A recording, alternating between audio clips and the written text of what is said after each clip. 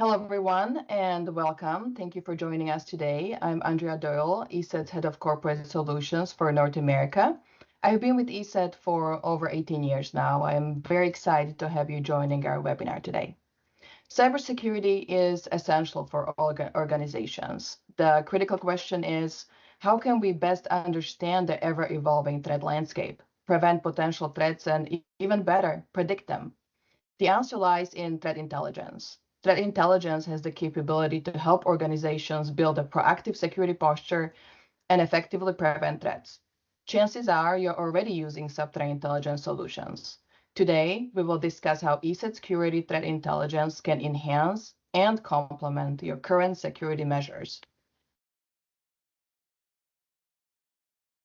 You will hear from our principal threat intelligence researcher, Robert Lipovsky, who will talk about specific APT groups targeting global shipping industry. I'm also very excited to have one of our clients join us today, Dave An from Centripetal Networks, who will share his experience specifically with ESET Threat Intelligence. Towards the end, I'll summarize the value and benefits of ESET's approach when it comes to threat intelligence. So before we start, here are a few tips for your viewing experience. In the attachments below, you can find extra assets and demo or expert connection requests. You can adjust your video quality via the settings icon at the bottom right. You can ask questions in a Q&A box. We will answer some of them during the presentation and also via the chat and live at the end. There will be a poll question for you at the end of the presentation, and on-demand version will be available using the same links sent earlier. So now, without further ado, let's dive in. Even though many of you are already familiar with ESET, here is a quick reminder. ESET is a privately owned company with over 30 years of experience and no debt. The company is still run by the same engineers who founded it over 3 decades ago.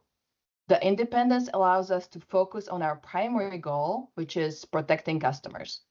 The original founders remain actively involved, ensuring the company stays true to its technological roots. ESET has consistently grown year over year since its inception and is the largest European Union cybersecurity vendor consistently recognized for its high level of protection and innovation.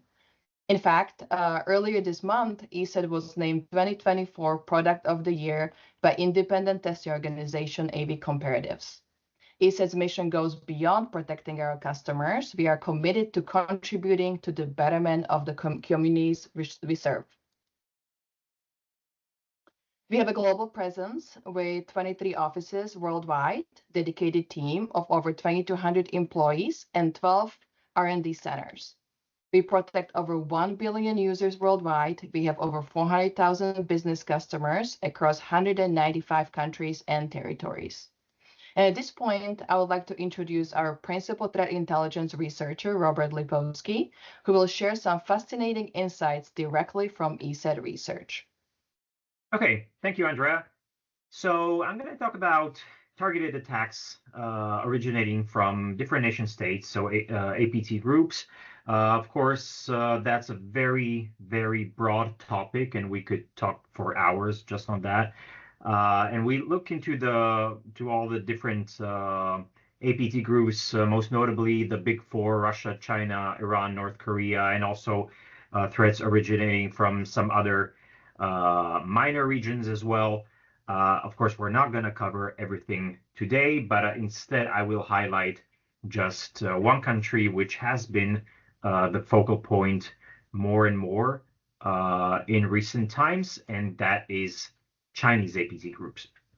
So, and even Chinese APT groups, that is also a very broad topic. So I'm gonna have to narrow that down as well, because as you can see on the slide, there's just so many groups operating out of China. We're tracking dozens of Chinese APT groups at ESET. Some of these you can see here, but even this is not a comprehensive list. Of course, I have to mention Salt Typhoon, which has been getting, I would say, probably the most news coverage lately because of their attacks against basically all the big telcos in the US, but not only those. The group has many more attacks and cyber compromises under their belt as well. Of course, Volt Typhoon, which has been around also for some time and has been targeting critical infrastructure belonging to the United States, which appears to have been for pre-positioning with the aim potentially to hamper a potential U.S. response in case of a future invasion of China into Taiwan. Speaking of Taiwan, we've also been witnessing a very large focus of Chinese APT groups on this country recently. So looking directly into our telemetry, we have seen a group called Sparkling Goblin, for example, targeting a Taiwanese television broadcasting company. Another group called Flax Typhoon, which has been targeting vulnerable Microsoft Exchange servers belonging to various Taiwanese companies. And this technique is something that's quite typical for Chinese APT groups. So they would often go after vulnerable internet-facing devices or internet-facing software, look for these vulnerabilities and try to exploit those. The last example that I have here is that Chinese APTs, they deploy not only Windows malware, but also malware for other operating systems, notably Linux. So recently we detected several cases that we attributed to the groups that are listed here, Galsemia, WinNTI, and others as well, including one at a University of Taiwan. So it's a lot going on with regard to targeting Taiwan. So back to this Chinese APT ecosystem, it's huge, it's diverse, it's very commercialized.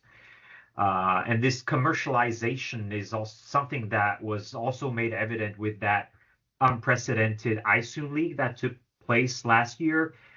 Maybe as a quick refresher for those that forgot, or even if some of you haven't heard about it. So ISOON is a commercial company in China, a contractor that sells spyware to the Chinese government. And someone uploaded a lot of the company's data to GitHub. That leak identified the Chinese Ministry of State Security, MSS, the People's Liberation Army, but mainly the Ministry of Public Security, the MPS, as their clients. So this MPS is responsible for internal security, including counterintelligence and political security. So the ISOON leak reveals a lot of information, including typical corporate stuff, internal chats of employees complaining about their salaries and whatnot. But for us researchers, it was interesting because it shed light on some of the APT groups that we have been tracking before, like Fishmonger. This was a group that we've been tracking for several years now. This is, by the way, the group that has been heavily targeting Hong Kong universities, most dominantly during the protests over there. So that leak revealed that Fishmonger actually has been the work of this company called ISOON. Another thing we learned thanks to those leaks, earlier we were tracking something that we call Operation Chatty Goblin. So that was a series of attacks against Southeast Asian gambling companies. And before the ISOON leak, we didn't know who was behind this and what exactly was its purpose, and now we do. Because the leaks, they, among other things, they document an ISOON project, a platform for tracking gambling activity, which is illegal in China. So kind of gives us context behind these attacks that we've been tracking. Okay, so of course we don't know who was behind this leak, perhaps some disgruntled employee, but it was a very interesting and a very rare opportunity to see this behind the scenes of Chinese nation-state APT activity. And for sure, there are many, many more companies like ISOON out there. Now, for the main part of my section of the presentation, I'm going to take a closer look at one specific Chinese APT group that's been causing a lot of trouble lately, and that is Mustang Panda. So this is a cyber espionage group that's been known to have been targeting victims outside of China. So of course, previously also China, Chinese neighbors, but most commonly, the most common targeting for Mustang Panda has been outside of China, like government entities, nonprofits, religious, and other NGOs.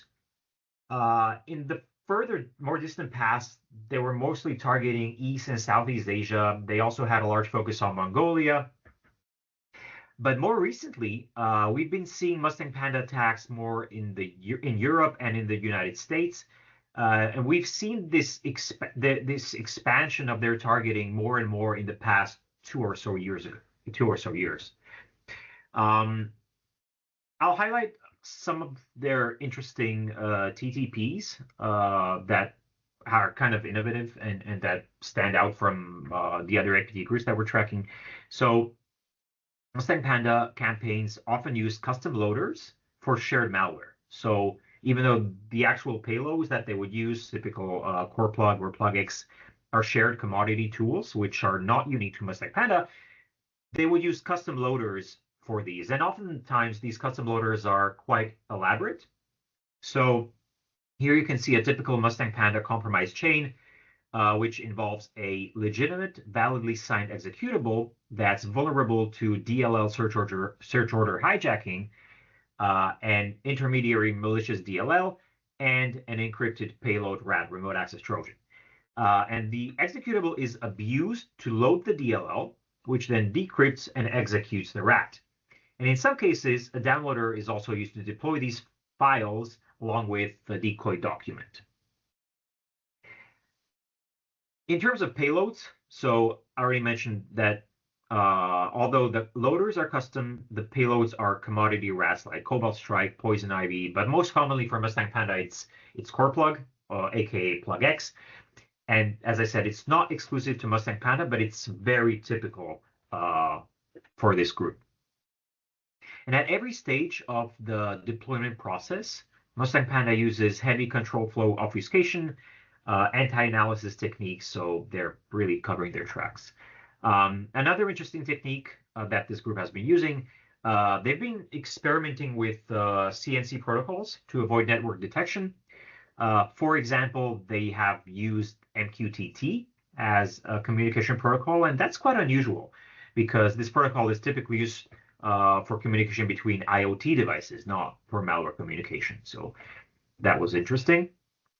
They're also experimenting with their use of coding languages for those initial payloads. So including standard ones like Delphi, C, C++, but also more unusual ones like NIM or Go.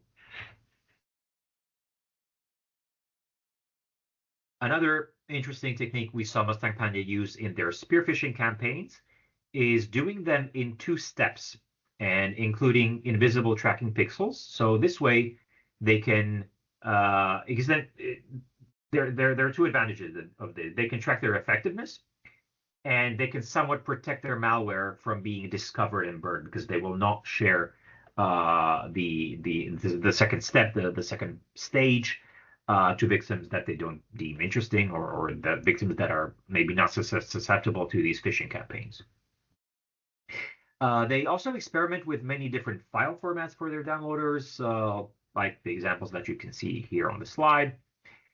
And now to the very interesting case that we've been tracking for the past months. Actually, since around a year ago, we started seeing Mustang Panda specifically targeting the cargo shipping industry. In some cases, we detected their malware on the cargo ships themselves. We've first seen those attacks in Europe, but later we also detected them in other parts of the world, which indicated that this has actually been a global campaign. Here's the timeline of those attacks. So we first identified them in early January last year, and the attacks continued till today. So the first case was in Norway. Then in February, we saw a similar attack against a target in Greece. This one was interesting also from a technical point of view because it was packed with a modified version of UPX. And this was actually corrupt, probably a mistake on their behalf because it broke those samples. But other samples that they used actually were functional. So then in March, a case in the Netherlands. In April, also Netherlands, Malaysia, and Indonesia. So expanding the targeting. Then in May, Greece and the United Arab Emirates. In June, Ukraine, Greece, and Vietnam. And then more campaigns also in the following months. So as I said, we've seen detections both on the cargo ships and on other computers belonging to cargo shipping companies or companies that are providing services for this industry. Now, keep in mind that targeting cargo ships has its own unique challenges for the attackers. These are systems that are often either offline, they could be air-gapped, there could be, if they are connected to the internet, they would do so via satellite internet. So this has its own challenges for the attackers. And in some cases, the malware was delivered through USB sticks. They had file names like the ones you can see on the slide. We're not 100% sure how they were getting in, but there are a few hypotheses. Physical access was one of them, but this is unlikely considering the wide geographical distribution of those different targets. Possible, but unlikely in our opinion. Another option would be some kind of social gatherings, some industry conferences, industry workshops, events, etc. This, we believe, is the most likely explanation. Or another option would be through some kind of USB worm, another possibility. But again, this is less likely because that would result in a much higher detection numbers than the ones that we have seen. And also the variety of companies. So these were cargo shipping companies, the ships, and also other companies within that industry, but only providing services to them. So this is also probably unlikely. Also, as for the exact objectives of these attacks, it's difficult to assess. And we have actually only seen the malware loaders because we blocked the attacks in the early stages. So we don't know exactly what they wanted to accomplish. But corporate espionage would be a likely possibility. But it's important to highlight that this was, as I've shown in the timeline, this was a series of attacks against several different companies in different countries. It's something that's been going on for months, and it really shows this clear interest of this Mustang Panda group in this particular industry. And this is also in line with the general interest of China in the maritime sector. As part of the Belt and Road Initiative, the Made in China 2025 plan specifically lists ocean engineering and high-tech ships as a key industry.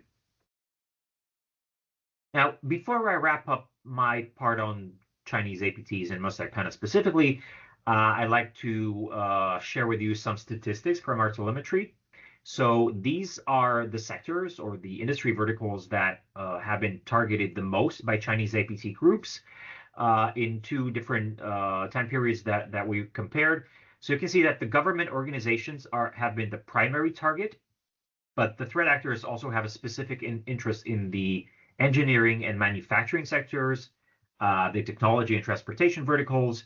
So we see a mix of public and private organizations. And the attacks were mostly cases of cyber espionage and stealing intellectual property.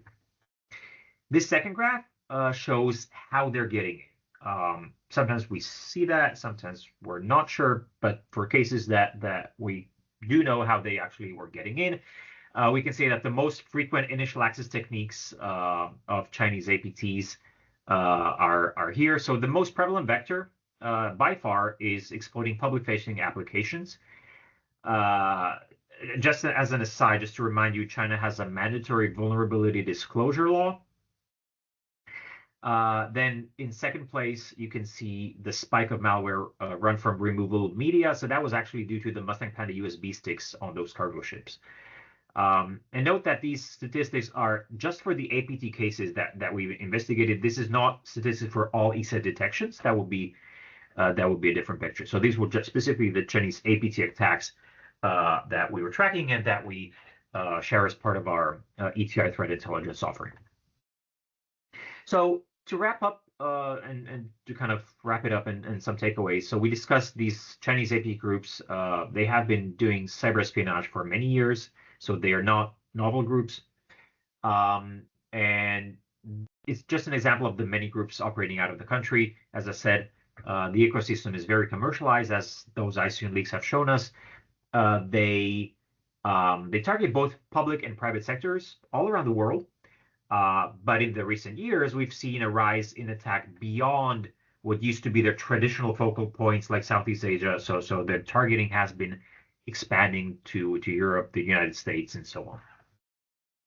In terms of initial access, we talked about how Mustang Panda is using removable media in their attacks against the maritime sector. But Chinese threat actors in general are mostly exploiting vulnerabilities in a variety of applications exposed to the internet. This is, as I've shown in the statistics, their number one method of ingress. And they employ many defense evasion techniques. They're, again, applies generally to the different Chinese groups. They're very creative with their CNC protocols. They experiment with malware they use in terms of coding languages, file formats. Something that's typical for other groups, not Muslim kind of, but we would see Chinese groups use shellcode based backdoors, vul bins, so bring their own vulnerable binaries and stuff like that. So this is all to say that these groups are quite technically advanced. So what are the defense mechanisms against these threats? Well, certainly proper patch and vulnerability management is definitely a must. Also, organizations should focus on network and endpoint security, access control, and goes without saying, training their employees to withstand any social engineering attacks. So, of course, all of this that we have time to get into is just the tip of the iceberg. We have a lot more insights, details, trends, analyses in our reports. We have both private and public reports. My colleague Andrea will talk more about the private reports in her part. I'll just mention the public reports. So we release 2 public APT activity reports per year. This was the first one of last year. This was the second one. But of course, these public reports contain just a fraction of what we share with our premium APT report customers. And if you haven't done so already, you can follow us on our blog, wheelofsecurity.com, on Twitter, X, or Mastodon, Blue Sky, we're everywhere. So you don't miss out on news from ESET research, and also whenever we share latest findings. So that's it for my part. Thank you. Awesome. Thank you so much, Robert. Thank you for sharing all these insights directly from research labs. So definitely very, very interesting and insightful. So during your part, I've been monitoring some questions, and we got a lot of questions from the audience. And I was thinking maybe we can share this particular one that might resonate with a bunch of others as well. So the question is, what sources do you use to gather indicators of compromise in your threat intelligence? Yeah, thanks for that question. So I'll clarify. Maybe it wasn't evident from what I presented. So at ESET, the main source of what we're seeing is our own user base of over 100 million customers. So these are users of ESET security solutions that have that we are protecting. So this is of course our number one priority, and so we get to see the attacks actually happening firsthand. Of course, we augment these findings, and we also have other sources which are in terms of volume secondary, like public repositories like VirusTotal. But by far the bulk of our discoveries and everything that we share in all these threat reports, and for which we compile those indicators of compromise. So these are ESET detections that we have seen in the wild. Great, thank you. Thank you for that. And at this point, I would like to pass it over to Dave from Centripetal Networks. Thanks, Andrea. So it's a real pleasure to be here and share a little bit of insight into how Centripetal actually uses ESET Threat Intelligence, ETI, and also dig a little bit into some of the processes and approaches and the mindset that we have about intelligence in general and how to use that proactively.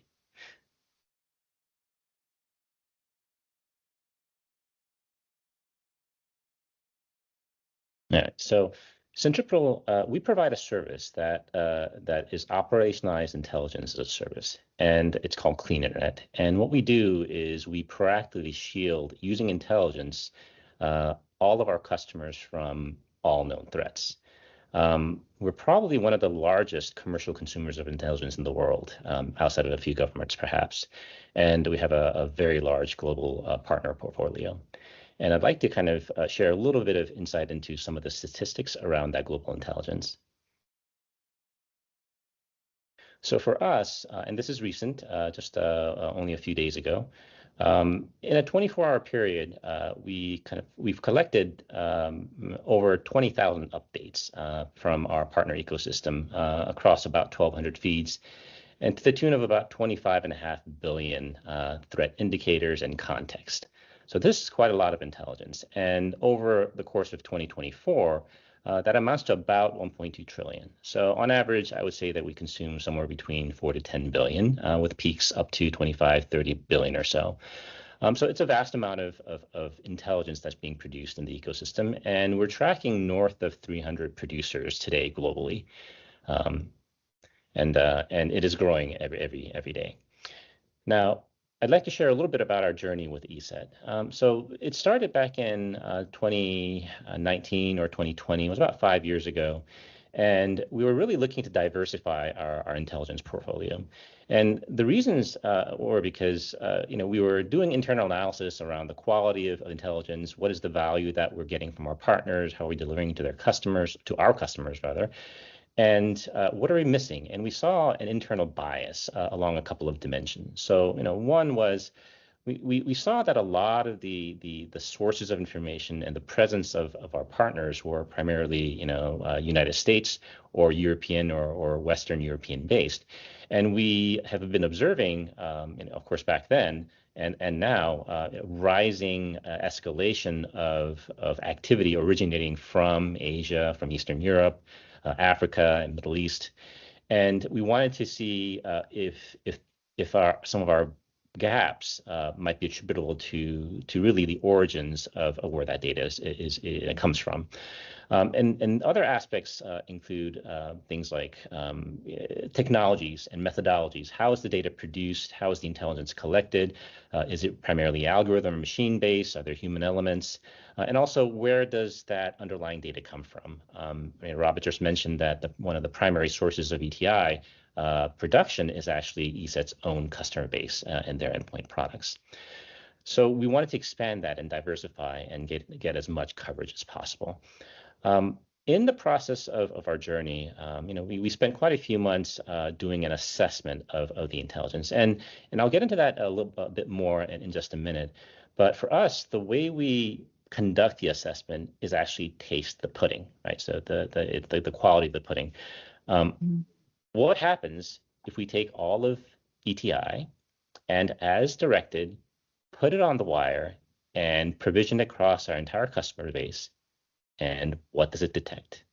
What can it be? What portion of it can be used to prevent?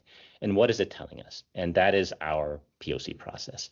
And this assessment process is actually something that we carry out throughout the year, again and again for ESET and other partners, to really hold our partners to a very high standard of delivering quality intelligence to benefit our customers. The last point that I also wanted to bring up is that we're also looking for the human factor and a culture of collaboration. Cybersecurity is in of itself very, very difficult, and there are very few experts in this world, researchers, companies, academics, those who are producing really valuable information, data, context around the threat actors, their TTPs, and so forth. And so if there isn't this culture of collaboration spanning all the way from research presentations to the details of how that research gets implemented in a product, in the actual data, in the structures, what is there. And if that collaboration isn't there, if the human view of that intelligence isn't there, then there can be some gaps. So these are some of the criteria that we're looking at. And at the end of the day, what we're looking for was how can we position the intelligence in a proactive posture? How do we transform that strategic intelligence into tactical ones that can prevent, as opposed to detecting and responding after the fact? And so that was just part of our mission. Now, I'll dig a little bit into how we actually use ETI today, which has not changed a whole lot from how we started using it five years ago.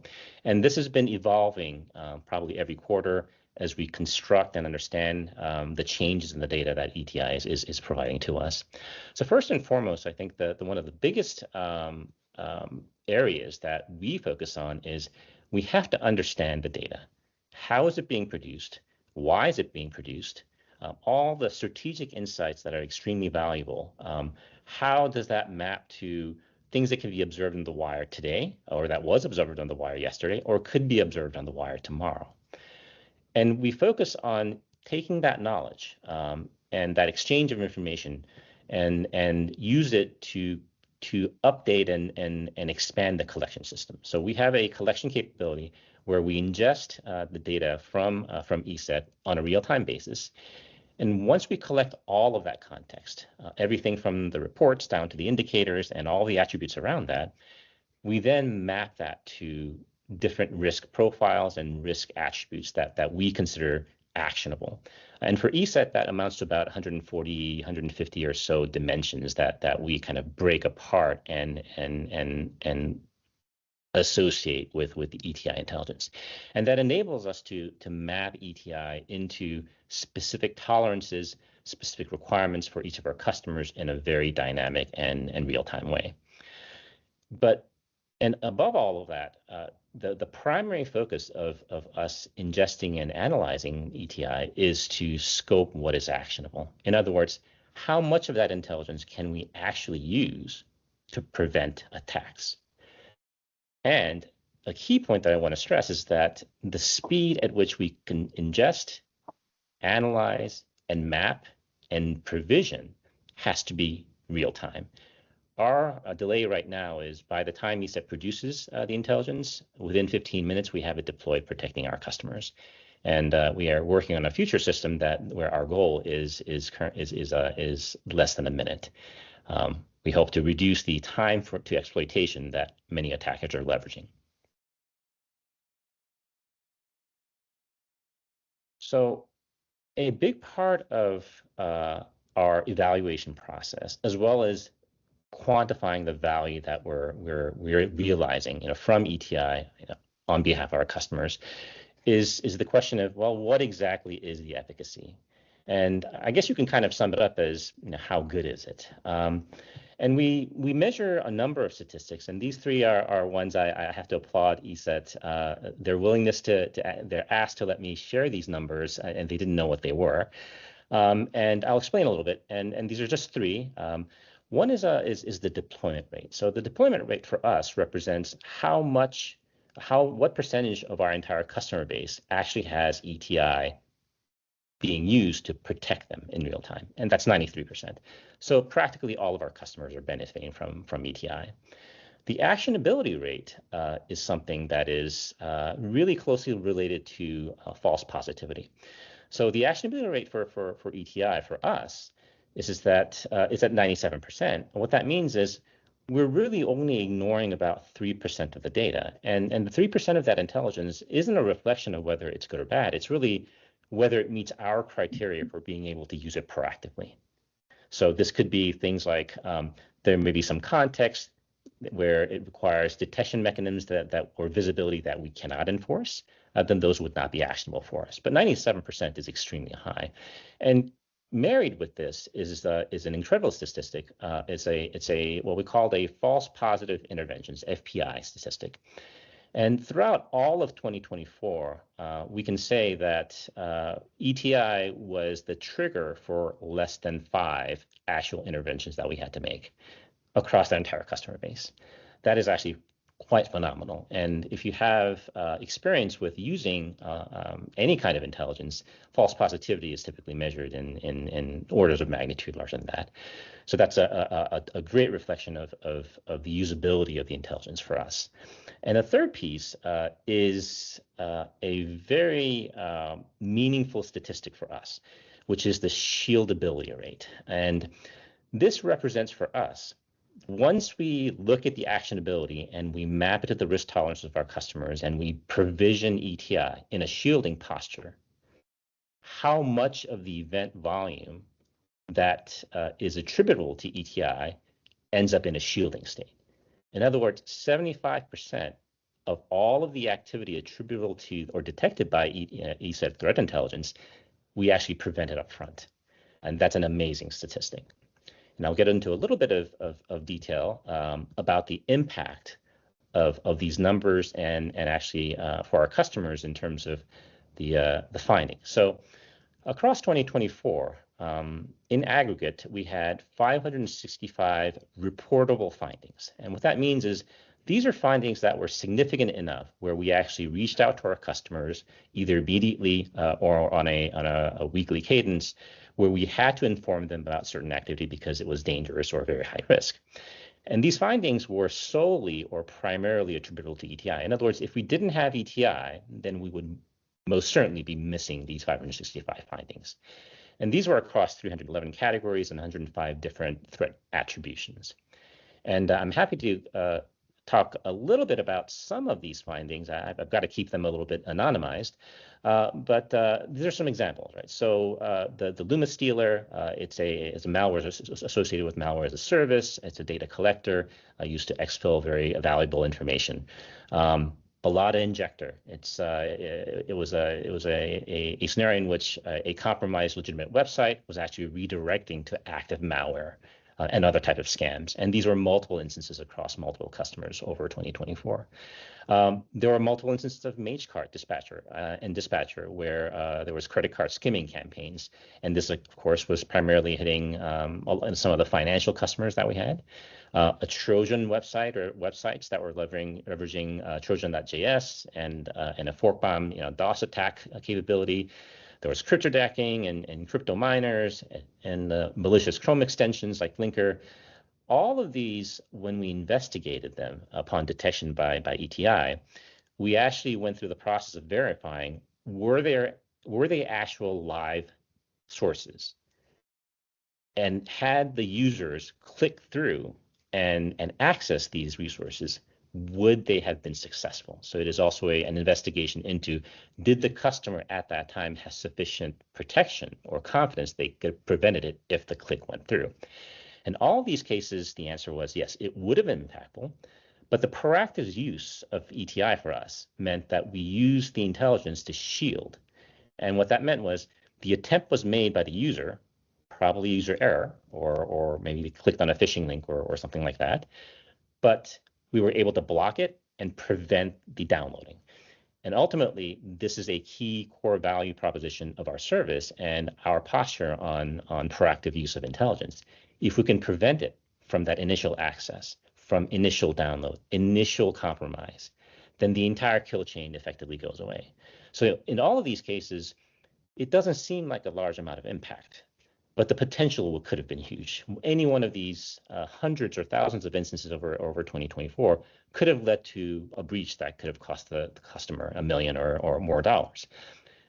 But for these customers, when we reported on these findings, their response was, well, and our guidance was, okay, take a look at the assets, the endpoints, make sure you scan them, train the user, but nothing actually happened. And that is really the power of proactive use of intelligence, including ETI. So I'd like to get a little bit into the final takeaways of our learnings of our experience with ETI over the years. So proactive defense using intelligence, it is hard. A lot of traditional uses of intelligence is around bringing that into a SIM and trying to detect, married against a lot of logs, and trying to detect if things happen. There are very proactive means where you can use endpoint detection and network detection or prevention capabilities where you use this intelligence. But if you can bring it all the way to the front of the kill chain and prevent it at the recon or initial access stage, then it has a tremendous impact downstream. It is possible, and it is possible through understanding and scoping the intelligence to the risk tolerances. So the key points that I like to leave with you is the mindset that we follow and the approaches that we take with ESET, ETI, and all of our partners, which is we've got to understand and scope the intelligence, and we've got to identify and use what's actionable. One of the things that can often be a hurdle is if there's a lot of focus on, well, there might be a few false positives and it might have a greater impact, then there's a risk that you may be ignoring the 90%, the 95% of the data, which is actually incredibly valuable. So defining what is actionable and what the return on that, the use of that intelligence, is really key. The leveraging of ETI as a first and last line of filtering protection for us is absolutely paramount. What that means is we're effectively amplifying the work that researchers at ESET are doing. And when they produce verifiable human-reviewed findings with indicators and techniques and TTPs, if you can use that capability, that information to defend, prevent upfront, that means that it doesn't happen. And if it's the last line of defense, then if there is some infection or some click-through, then you're able to prevent the initiation of the kill chain. And those are really key aspects of how to use intelligence proactively. And finally, speed is really essential. The ability to automate the process of data collection and defining that actionability and provisioning that intelligence in real time or near real time is absolutely paramount. There are statistics that have been shown or researched even over the last year or two, where the time to exploitation is diminishing. It used to be measured in days, but in the past year, now it's being measured in hours and in cases sometimes within minutes. And so the ability to consume and deploy that intelligence in real time is absolutely critical. The final word that I'd like to leave is that for us, we believe that the best intelligence is what is protecting you at the exact moment that you need it. And that is really at the heart of proactive intelligence.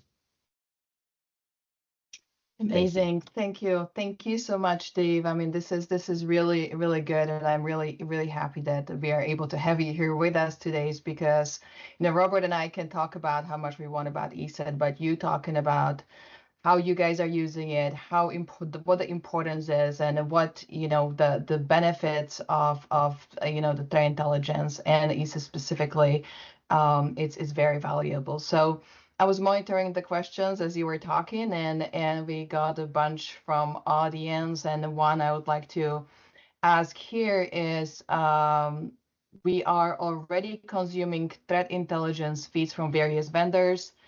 What stood out for you when you were looking at adding ESET Threat Intelligence?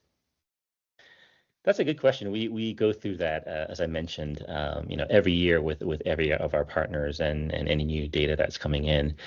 I'm recalling a story that I'll share here. So yes, we chose ETI because the data is unique, the perspective is unique. They have a lot of presence and visibility into Eastern Europe and Asia that maybe some others don't have as much depth in. And they have a very strong team of researchers who are really publishing and adding the human component to the analysis. But I think one thing is it kind of stands out, which is during the POC process, and ESET didn't actually know this. So during the ESET process, one of our executives, senior executives in the C-suite, was actually targeted by a phishing email, spear phishing attempt. And fortunately, the executive was trained enough and didn't click through. But the question was raised, well, we've got all this intelligence, and what happened? Why didn't we detect this? And in our own investigation, we found that it was rather highly targeted. It was specific to the user. And what we found quite interesting was, we thought, well, somebody we must have this data. And we were looking at ESET, and we actually found that ESET did have a set of indicators in the context that could have detected this. So this actually led to two realizations. Number one is, wow, attacks are becoming more targeted. And two, ESET was the only one who had it. And three, the reason why we didn't detect it was actually due to an implementation error on our end. So that actually introduced a question of, well, we need to make a change in order to detect this indicator and this TTP or the context in line that ESET gave to us, but we didn't operationalize correctly. So it was a lesson to us to be mindful of making sure that we always revisit the data and the integration and the quality to make sure that we're actually implementing the operationalization of it correctly. So that kind of stood out, that despite the attack being targeted, I mean, what are the chances that during a POC something like this happens and against one of our executives? So I can't say really whether that was a defining or a critical element of it, but it added to, I think, one of the confidences that we had that as more and more attacks become targeted and specialized, that the need to have more intelligence that does provide that coverage is really important. So I think that was I'm sorry, that was a little bit long, but that stood out in my mind. Yeah, this is a great story and new to me too. So even though I known you for 4 years, I mean, this is great. Thank you. Thank you for sharing this with everyone. Really appreciate it. So thank you again. And let's move on to the last part of this webinar, which is talk about threat intelligence, what we have to offer, how it all works. So yeah, we heard valuable insights directly from Robert from our research lab. Dave has shared his feedback on his experience with ESET Threat Intelligence. And additionally, we have compiled some data points from other clients as well and prospects who provided their input before trying out ESET Threat Intelligence. You know, we always have a conversation with them before, see what their struggles are, what they are looking for. And we also conducted live case studies that echoed similar feedback. So let's take a look at the key challenges that intelligence experienced before trying out ESET solution, and maybe some of them will sound familiar to you as well. So what we hear the most often when threat intelligence is mentioned is that there's so much data out there, right? There is a commercial, private, open source, government, public sector, feeds from community and sharing groups. It really is challenging to find relevant information. So many sources are unreliable, providing high volume of duplicates and also high volume of false positives. And a lot of times they lack timeliness and they provide insufficient detail, making it challenging to action on. So another often mentioned issue is not good enough or inadequate coverage for certain geographical regions, which is leaving organizations vulnerable to threats that are originating from those areas. So many also mention integration and compatibility issues.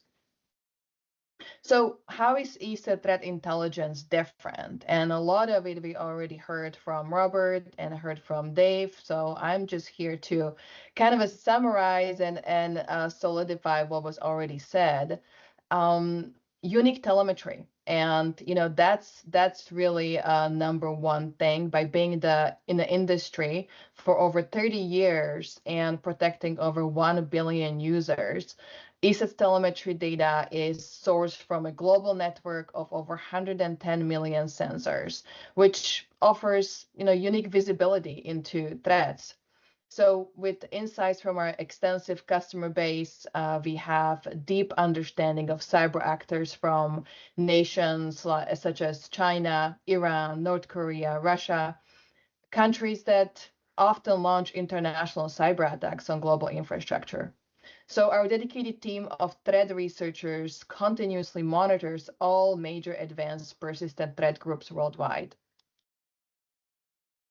So ESET Threat Intelligence, this is another benefit. ESET Threat Intelligence offers enriched and actionable insights that significantly enhance security measures. We leverage variety of sources from, as was already mentioned, our unique telemetry, backend detection system, sample detonations, and honeypots. Rather than just collecting the data, we curate it, and so we can ensure its relevance. We evaluate it, sort it, score it, and process the data before delivering it to our clients. We also provide attribution, timeline, attack visibility, making it easy to act due to its high quality and relevance. So another very, very important item that sets ESET Threat Intelligence apart is that extra human touch we provide. As a science-driven company, our threat intelligence is managed by some of the world's top experts who curate and deduplicate the data, ensuring the accuracy and relevancy. Our service provides direct access to our experts, allowing you to consult with them, can gain deeper insights, and receive personalized guidance. So ESET's expertise and reputation in cybersecurity are demonstrated through collaborations with prominent organizations globally. So ESET is one of the most active contributors to the MITRE attack and one of the most reference sources. We maintain long-standing and proactive partnerships with law enforcement agencies, including FBI, to help them take down major criminal operations. ESET is also a member of the Joint Cyber Defense Collaborative established by the Cybersecurity and Infrastructure Security Agency. This particular initiative brings together cyber defenders from around the world, and ESET's invitation to join this public-private partnership highlights our unique visibility into the global threat landscape and our reputation as a leading cybersecurity research organization. So what do we offer currently? ESET currently offers data feeds and APT reports premium. Data feeds are available in JSON and STIX format. They're distributed via taxi server. Updates are provided several times each hour. Comprehensive APIs available and seamless integration with various SIEM, SOAR, and TIP platforms is there as well. APT Reports Premium solution is a comprehensive threat intelligence service to help organizations stay ahead of advanced persistent threats. So the key features here are in-depth threat analysis, which comes in the form of various reports from APT group activities to technical details, executive summary. We provide access to APT IOC feed, ESET malware information sharing platform access, AI advisor for easy search through all the content, and access to analysts and pre-access to research to allow to prepare responses to new threats in advance. Currently, we offer 15 data feeds that you can see listed on this slide.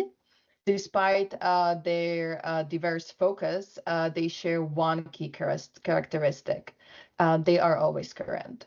These feeds provide the most recent information, ensuring you're updated on latest threats with updates several times an hour. So this is a snapshot from our threat intelligence portal, specifically data feeds. The feeds are curated by our experts to minimize the volume as much as possible. So as we said, to stay relevant, have minimal false positives, and do not overwhelm our customers with irrelevant data. Each indicator of compromise is rich in metadata to help our customers understand the context and potential impact of each threat. In essence, these data feeds offer a comprehensive, timely, and detailed view of the threat landscape, empowering you to stay one step ahead of potential cybersecurity threats. So let's explore the botnet feed, which I think you'll find particularly interesting. Our botnet feed compiles data from our proprietary network of botnet trackers. It provides crucial details like the command and control server link, specifics about the communication file, and information on files dropped, downloaded, unpacked by the main malicious file, along with target details.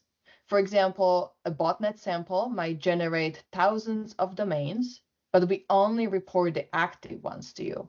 So as we said, we prioritize quality over quantity, delivering only the information you truly need, avoiding the unnecessary data overload. So there are several ways to access the information we provide. All data is available in standard STIX and taxi format. You can access our threat intelligence directly through our portal and fully automate everything via APIs. We prioritize seamless integration and we partner with organizations worldwide. This is just a snapshot of those that we are partnered with as of today, but we are actively adding new partners. So stay tuned for additional partnerships and integrations on the horizon. So the other offering, second offering, is the APT Reports Premium. And this offering is designed to add context to the data we provide. There are 3 tiers available, depending on if you are interested in the reports and APT IOC feed only, Or if you would also like our AI advisor for personalized insights and immediate assistance, as well as access to 4 hours per month analyst time. Here is a snapshot of the 4 reports that are available, compiled. These reports are compiled by the same threat researchers who are doing the daily tracking and analysis of APT group activities. The different formats are curated for the different roles in your organization. So if you are a SOC or a threat analyst that needs operational and technical threat intelligence, you would turn to our technical analysis report or activity summary reports, which these contain a lot of detail about the attacks and post-compromise activity with IOCs, Yara rules, node rules, Shodan, census queries, and so on. But it's not just about IOCs. The value of these reports written by our experts is in the additional context. It's also in advice, explanations that these reports provide. So essentially, we show you how we reached our conclusions, offering a transparent view of the entire process. Of course, you can also access all the indicators through MISP and ingest it into your SIEM, SOAR, or whichever Intel platform you're using. If you are a CISO, you'll find summarized high-level strategic or tactical intel in our monthly overviews of these monthly digests. Or maybe you don't have time to read reports or you have a specific inquiry. And this you can access with our AI advisor directly through the ETI portal. It answers all your threat intel questions using high quality reports we have already discussed. So unlike public sources that can be unreliable and prone to misinformation, with this AI advisor, you can trust you are getting the best and most accurate advice available. So here's an example. Say you're a company in the defense sector and you want to know what types of threats you need to be looking out for. ESET AI Advisor will curate that for you. So the answer lists several cases that are relevant to organizations like yours. For example, the breach of a US defense contractor through a managed engine server by the Chinese APT Vol Typhoon. So many of our clients find this feature very helpful. Finally, if you're looking for a comprehensive detailed technical overview, you can check out the Associated Technical Analysis Report, which provides in-depth threat analysis describing recent campaign, tools used, malware, Yara rules, node rules, and binary attack mappings. It includes recommendations on how to protect the infrastructure and also remediation advice where applicable. So let's summarize benefits of adding ESET Threat Intelligence to your threat intel sources. Our main goal is to provide you with highly curated and actionable data. We focus on quality over quantity, ensuring you receive valuable insights without the clutter of unfiltered information. This approach saves time and money by eliminating the need to process noisy feeds. The source of our intel comes from our own telemetry, from our user base of over 110 million with unique geographical coverage. And ESET's track record of over 30 years just adds to the reasons why ESET Threat Intelligence is trusted by government organizations, the defense industry, diplomatic missions, the energy, finance sectors, all sectors that are the prime targets of advanced persistent threats. So we have heard from Dave directly during this webinar, and here are some more references from additional ETI customers. Just like centripetal networks, these organizations consume threat intelligence from multiple providers, so it speaks volume when they say that ESET is among the best. Another clear statement to our customer satisfaction is that 100% of our ETI customers have chosen to renew the Threat Intelligence subscription for another term, meaning we have never lost a single ETI client. So on this note, I would like to wrap up the presentation portion of the webinar. I appreciate your time and attention, and you're welcome to reach out to me directly to continue the conversation. So before we move on to the questions from the audience, we have a poll question for you. So take a look at the pop-up window below this screen to choose the answer that is the most applicable to you. And at this point, let's take a look at the more questions from the audience. And just to let you know, if we are not able to get to your question here live, we will follow up via email. So looking at the questions, we have question for, I believe this one will be for Robert. Robert, can you speak more to the human aspect of the threat intelligence and how it all works at ESET? Yeah, sure. So as Sandra, you had in your presentation, basically obviously with such a high volume of threats and hundreds of millions of samples that we're processing, there's a lot of automation going on in the background. But those reports, for example, that we gave examples of, like the activity summary reports, the technical the TAs, and some of the other reports, monthly overviews, monthly digests. So these are all handwritten by our researchers.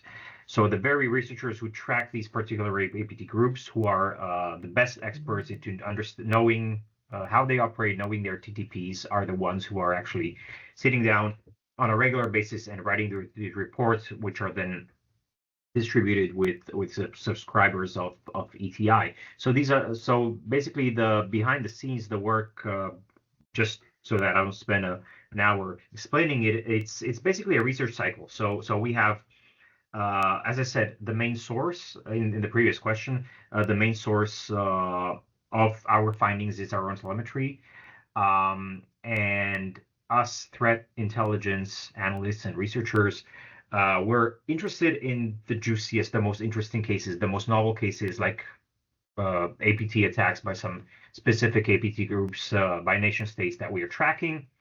And we will have set up various notifications, various Yara rules, various different types of queries, which will alert us, and also some internal systems that we have that will alert us to new activity. For example, something was detected on some ESET customer, and we uncovered a new previously never seen sample, and then we will go and analyze that sample, and we will write up this analysis, and it would, for example, this analysis then end up in a technical analysis report that will be then disseminated. We will update our queries, our Yara rules, and so on, and for the cycle to basically continue, and for us to be able to continue monitoring these threats. So that's very quickly in a nutshell. Of course, there's a lot more going on, but hopefully that answers the question. Thank you, Robert. I think we could talk about this probably in another session, the whole webinar about that part. But since we are running out of time here, there was one question for Dave here. Can you elaborate more on how ESET solution is unique? So I think I touched on a lot of points. Maybe I can talk about one aspect that I didn't mention, and actually which Robert actually kind of maybe alluded to. which is, overall, in the intelligence space, there are producers of threat intelligence that produce amazing research reports. There's as Robert mentioned, it's the new actors, the new techniques, and that drives a lot of the interest and the motivation to analyze and produce a report and share that information and productize it. But I think far fewer of such producers of wonderful research reports continuously update not only the reports, but perhaps the feeds that contain more actionable tactical data, right? So if a technique has been described and the actor continues to use them 6 months down the road, then in cases, there's no new activity that's continuously attributed to that old news, that old research. And ESET, I think, is a differentiator here where, from our perspective, there is a sustained attention to this old news, the old research, which often gets ignored, and it enables us to retain the activeness of that threat, even if it is a bit aged. And when a lot of actors now know that many intelligence consumption and provisioning systems, they work off of basically a TTL. Like after the information it gets to a certain age, it's no longer used because certainly the indicators change. And we've observed that ESET does this underappreciated work and has the systems and the processes in place to deliver that. And I think that for us, is maybe an example that ESET is setting that perhaps some others could follow. Awesome. Thank you, Dave. And we had a question about the cost. Obviously, I'll just say that there's various pricing models available depending if you're using it internally, if you're using it for protection of your clients, if integration is needed. So there is a tier pricing available based on volume and duration. With the APT reports premium, it depends which tier. If there are additional services, like access to MIPS server or analyst time. So it really depends, and I'm happy to discuss the details with you offline to find that best fit for your needs. So I think we're way above the overtime here. So I would like to thank you all again for your attention, and I would like to thank our speakers here, Dave and Robert, as well. And I hope the audience found the content valuable, and looking forward to connecting with you soon. Have a great rest of your day. Thank you. Thank you. Bye-bye. Thank you.